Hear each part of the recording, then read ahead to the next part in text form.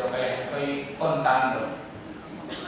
Y es que las zonas de mayor conflictividad en Colombia, donde ponemos los mayores muertos, es la zona donde el gobierno tiene, digamos, sus mayores objetivos. Entonces, por contar atrocidades, por contarles, hago hincapié que lo único que genera muertes, desapariciones y amenazas y la serie de violaciones sistemáticas que se ven dando en Colombia no es la guerrilla. Siempre que hablo, alguna gente dice, la FARC. Sí, la FARC no es el único grupo guerrillero que hay en Colombia. Está el ELN, hay un PRL, hay una cantidad de grupos. Pero paralelo a ello, hay otros grupos que son los paramilitares que en todos los años de existencia que lleva la guerrilla, esa gente ha matado, digamos, han matado más personas que en toda la existencia de la guerrilla, y matado de todas las maneras habidas y por haber. Ustedes no se imaginan las atrocidades que hacen con la gente, y no lo hacen escondida. Es fácil llegar a un pueblo y decirle a alguien que no me cae bien, o a alguien que le ha dado un vaso con agua a otro, porque a nosotros nos matan por eso. Por decir algo, llega a nuestro pueblo sin quererlo un grupo guerrillero, y cuando llega alguien con un fusil, o puede ser que no sea un fusil, que te llegue con una pistola cualquiera y te pida un vaso con agua, ¿tú qué haces?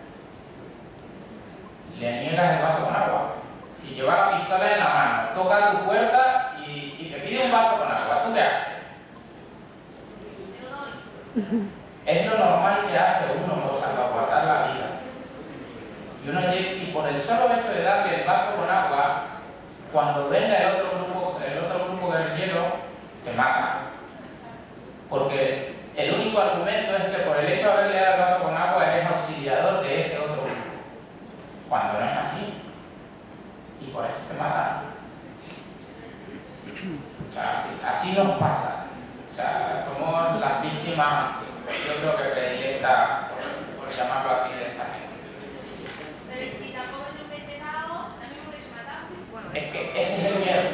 Es decir, si llega alguien armado, si no le doy el vaso con agua, es que me puede matar. Bueno, esta. O sea, a ver, y si se lo doy, los otros me matan. O sea, ahí no tienes escapatoria, ¿no? ¿Vale? Para que vean que la cosa no es tan fácil. Y bueno,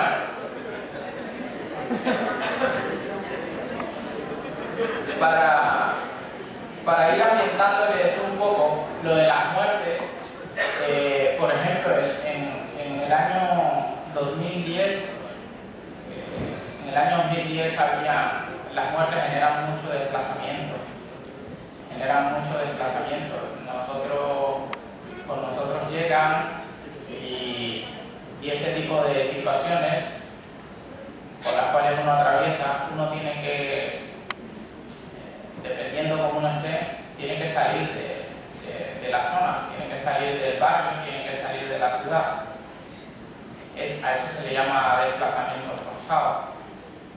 Y nosotros, por ejemplo, año a año la tendencia es aumentar.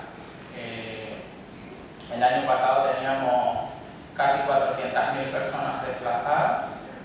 Estoy hablando de un primer sondeo del territorio nacional. Aunque Colombia, dentro de los años 2004 a 2008, desplazó casi 4,5 millones de personas,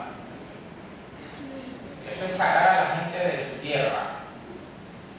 Váyase, quién sabe para dónde, a dormir debajo de un puente.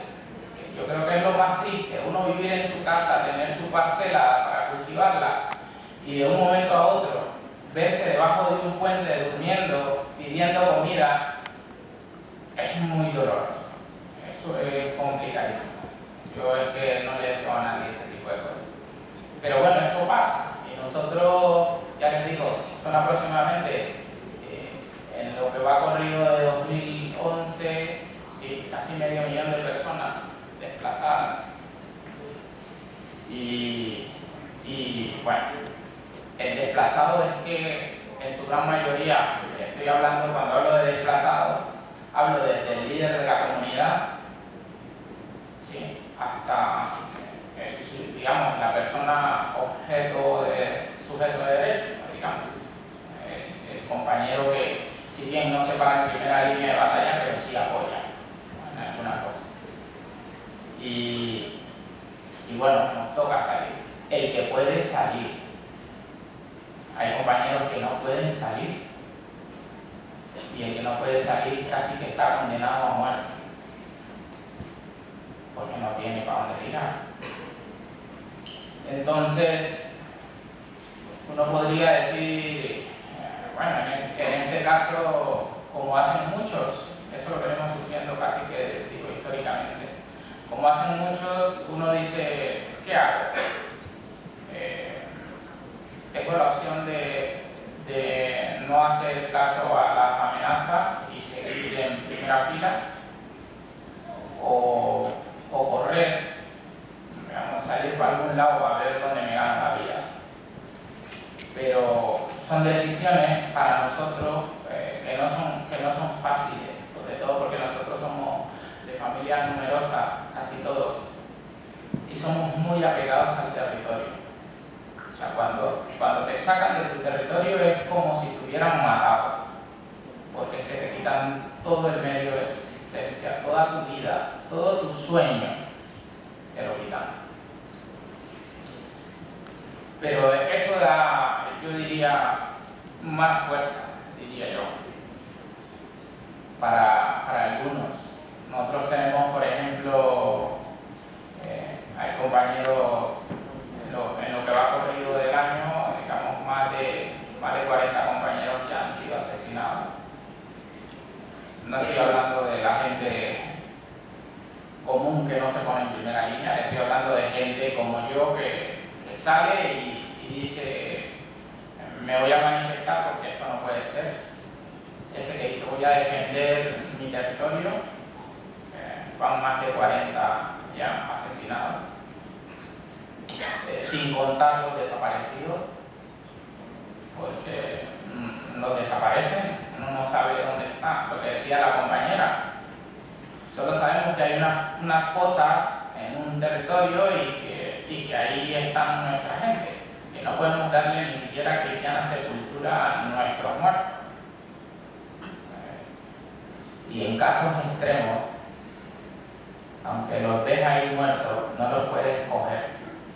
Eso, o sea, estoy hablando de una realidad en un país democrático,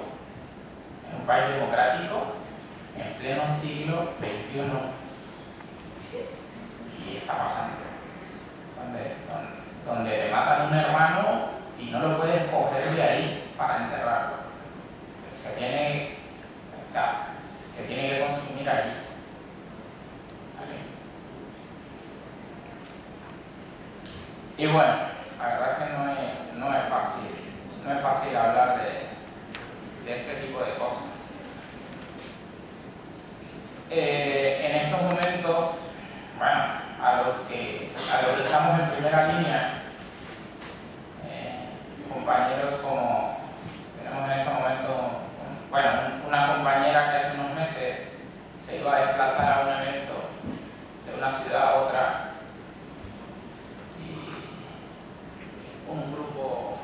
un grupo, no se sabe quién, total, la compañera no ha aparecido hasta ahora, no ha aparecido.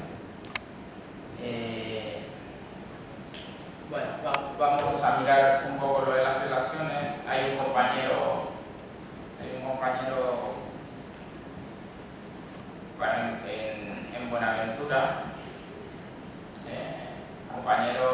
una compañera que es docente, profesora, directora de una institución educativa en el Bajo Calima. Bueno, no he puesto la diapositiva. Una compañera que es del Bajo Calima, que es una zona ribereña del municipio de Buenaventura, y igual ha sido objeto de amenazas, no solo contra ella, porque cuando a veces nos atacan como defensores, no solo nos atacan a nosotros que estamos en primera línea, a veces atacan a donde más nos duele, nuestros hijos, los que somos padres, nuestros padres, los que somos hijos. Y por ahí va la cosa. Es decir, si que no tienes hijos, pues a tus padres. Y ahí tocan ya la fibra, la estructura de la familia. Y es una docente y el gobierno no dice nada, porque es una persona común y corriente. ¿Entiendes? Y el gobierno no pone los dispositivos ni nada. Y tenemos muchos casos. Hay un compañero que hace 5 meses el gobierno hizo un montaje. A ver si me pones la diapositiva de... Bueno, antes déjame esa. Esto es una zona portuaria, es Tumaco, en Nariño. Nariño es un departamento, como decir aquí una comunidad autónoma, más o menos. Y Tumaco, por ser un puerto estratégico, el 95% de su población es negra, es afrodescendiente. Y pues es muy atractiva para el gobierno desarrollar sus estrategias portuarias, y para los grupos armados para pasar su medio de subsistencia. El medio de subsistencia de los grupos armados es el narcotráfico, básicamente. Entonces, Tumaco, por la salida al mar y la cercanía con Ecuador, y entonces es muy fácil pasar droga y bueno, y el cultivo de uso ilícito está muy arraigado en esa zona, básicamente. Y está atravesando unos tiempos muy complicados desde hace muchos años. Hay compañeros, por ejemplo, históricamente se ha vivido ahí de la agricultura, pero representantes de consejos comunitarios y compañeros defensores que se han opuesto a proyectos del gobierno, les ha tocado salir de su territorio. Estamos hablando de un pueblo de 100.000 habitantes, más o menos. 100.000 habitantes que tienen en promedio unas 10 muertes cada fin de semana. 10 muertos cada fin de semana es lo que se alcanza a contar, sin tener en cuenta los desaparecidos.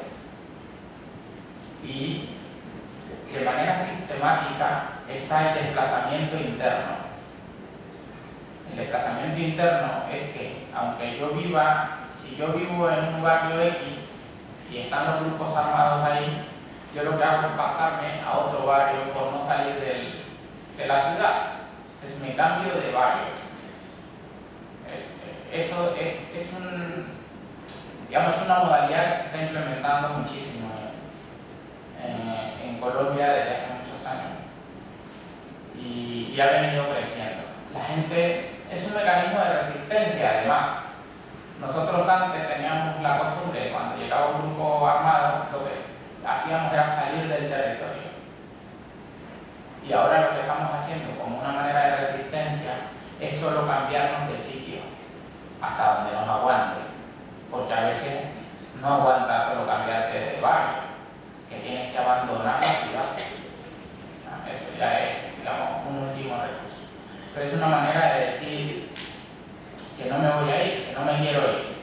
Es una manera de resistir. Bueno, eso es lo que tiene que ver con Tumaco. Hay otro, lo que les hablaba del compañero de Buenos Aires, que se llama Félix, que hace 5 meses el gobierno orquestó.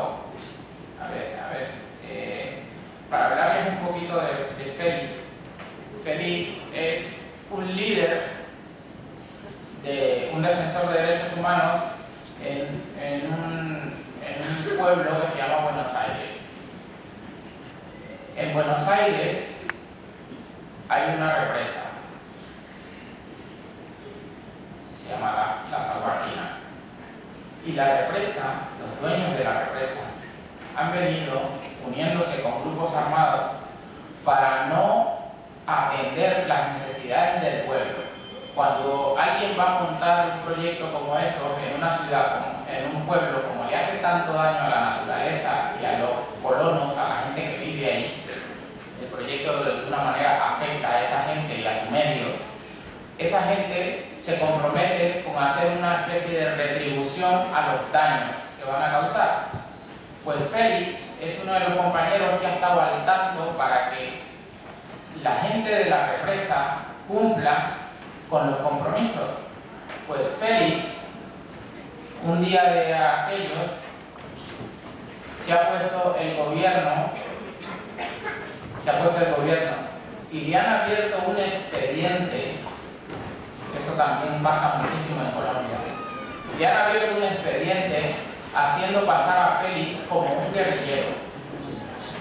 Es decir, le toman una foto, cualquier día, le toman una foto y le hacen un montaje como vestido de camuflado de la guerrilla y lo ponen y le abren una orden de captura. Y han cogido a Félix con ese montaje y han dicho que Félix es un guerrillero y lo tienen preso. Es una manera de callarle la boca. Es una manera de decir, basta ya y no queremos que siga hablando. Ahí estamos hablando de un interés del gobierno puesto al servicio de un particular y está callando la voz de un defensor de alguien que está hablando para que nuestros derechos se respeten y así nos hagan. Es decir, hay diferentes modalidades por las cuales te puede pasar. Y ya hablando un poco de mi caso, yo es que empezó a picarme el gusanillo de estar participando en esto que están ustedes participando hoy. Más o menos en el año 89 estaba yo. Mi hermana, ¿será su normal? Y cuando salía de clases me iba a escuchar a unos compañeros que hablaban de estos temas y me fue llamando muchísimo la atención. Tanto que yo salía de mi clase y me iba a escucharlos en las tardes. En ese tiempo se podía vivir un poco en nuestra zona. Y hacíamos veladas porteñas, le llamamos así. Veladas porteñas, y nos reuníamos todos los estudiantes y gente que no era estudiante, pero que le sonaba el cuento, como decimos nosotros. Y ya eso de sonar el cuento y compartir un poco, nos interesábamos por cosas que estaban pasando en los diferentes barrios o en una calle de un barrio.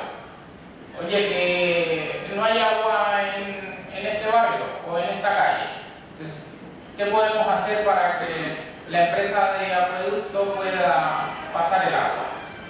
Y así, cositas muy pequeñas, ¿vale? Y empezamos a promover ese tipo de cosas y ya después nos asociamos. Y bueno, lo de mis casos es que cuando uno empieza tiene momentos de mucha alegría, porque uno está como en el primer amor, en la primera flor de vamos a hacer esto, porque uno hasta ese entonces cree que todo el camino es de rosas. Y bueno, participando en todo lo que se podía, y ya después empecé a meterme como en la interlocución con el Estado.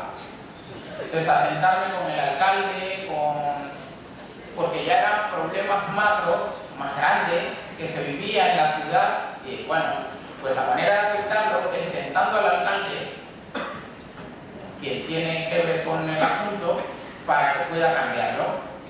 Y entonces uno veía que en un primer momento le decían que sí, que esto está muy bueno, buena esa muchachos por estar haciendo esto y vamos a apoyarlos.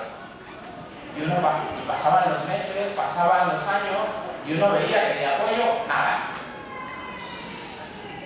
Y me decía, pero si uno nombra a un alcalde, es para este tipo de cosas, para, digamos, para administrar los recursos del pueblo y ponerlos al servicio del pueblo, pues ¿cómo no se hace esto? Y ya empezaban a verlo a uno como el que fastidia, como es que cansa mucho, es que siempre está diciendo que falta esto, que falta aquello, y como que ya incomoda un poco, y ya empiezan ellos a verlo a uno diferente. No, que me busca fulano y tal, no, dile que no estoy, y ya empieza uno a encontrarse, y uno es como a desencantarse, pero al mismo tiempo a seguir buscando cosas. Ya yo salí del bachillerato y me enfoqué directamente en esto. Yo decía, esto tendrá que ser mi vida, porque vale la pena. Y seguí con el trabajo de calle, recorriendo los barrios, todos los barrios. Estoy hablando de una ciudad de más de 500.000 habitantes. Y recorriendo barrio a barrio, conociendo cómo vivía la gente, qué le faltaba a la gente, y promoviendo la participación de la gente para que consiguiera un mejor estado de vida, una mejor situación. Pero ya después empezaron a aumentar los riesgos, las amenazas, y ya uno se daba cuenta que los barrios como que tenían dueño y ya uno tenía que pedir permiso para entrar, como que si los barrios tuvieran puertas. Y ya no se podía parar en la esquina a nadie. La esquina que para nosotros era un territorio donde compartes muchísimas cosas, donde hablas de todo el mundo y no le sostienes a nadie, pero hablas de cosas importantísimas también. Oye, ¿cómo está tu situación? ¿Conoce uno cómo vive el otro? ¿Qué le falta? Y era como un espacio de encuentro. Y ya empezamos a sentir de que no te podías parar en la esquina, porque como pasara el grupo armado X, es que te las ibas a ver mal. Entonces, y empezó a ver los toques de queda, las leyes secas, donde la gente después de las 6 de la tarde no podía estar en la calle, tenía que estar en la casa. Pues el derecho a la libertad se te perdía. Y bueno, y ya hubieron algunas cosas que no cuadraron. En mi caso, concretamente, los grupos armados sabían dónde vivía, cuáles eran mis familiares, todo eso. Me fui a otro pueblo a trabajar. Cuando yo llegué a ese otro pueblo en Nariño, voy hacia la alcaldía y llego y veo una gente vestida con uniformes de camuflado, y yo estoy pensando que son del ejército, y cuando subo la mirada y veo en el brazalete decía FARC, y decía, estos son guerrilleros, y el pueblo todo estaba lleno de guerrilleros. Pues en esa estuvieron los guerrilleros, en ese pueblo, 6 meses. En esos 6 meses mataban en promedio 10 personas diarias. 10 personas diarias. Y las metían, como dice el vídeo de la compañera, en una fosa común. Y a los 6 meses se fueron los guerrilleros y llegaron los paramilitares. Con eso perdí la cuenta de la gente que mataban. Perdí la cuenta, la verdad. Y ahí es donde digo que vi cosas que solo veía en las películas, veía por la tele. Y ahí las vi en vivo y en directo. Esa gente llamando, obligaban a la gente a salir de las casas, a reunirse en el parque del pueblo, solo para ver matar a los que ellos querían matar, y de cualquier manera, No era solo con un fusil, una pistola, les estoy hablando de las cosas más atroces que se puedan imaginar. Motosierra, machete, hacha, o sea, eran unas cosas desastrosas. A ver, que no es película, es realidad. Y ya yo lo que dije fue, por un lado es perderle el miedo a la muerte, toca que perderle el miedo a la muerte y hay que avanzar en ello. Pero no nos podemos quedar con los brazos cruzados. Y empecé a hablar con la gente, con algunos, pero la verdad es que es imposible porque se te impera la ley de esa gente y casi que te sientes maniatado. Y ya al final lo que pasó fue que volví a Buenaventura y en el barrio donde vivía nosotros empezamos un proceso de participación en donde dijimos que los líderes, para incidir desde otra instancia, nos metiéramos en las juntas de barrios. En las juntas de barrio, y algunos fuimos presidentes de barrios. En mi caso, yo fui presidente del barrio donde estaba, un barrio de más o menos 4.000 personas. Y llegaron los grupos paramilitares. Obviamente yo no comulgaba con ellos. Decían que iban a salvaguardar la vida y la honra de la gente que vivía en el barrio. Yo no lo veía así, porque en primer lugar nadie les había pedido que fueran. Y esa gente empezaron a reclutar chicos, así como ustedes,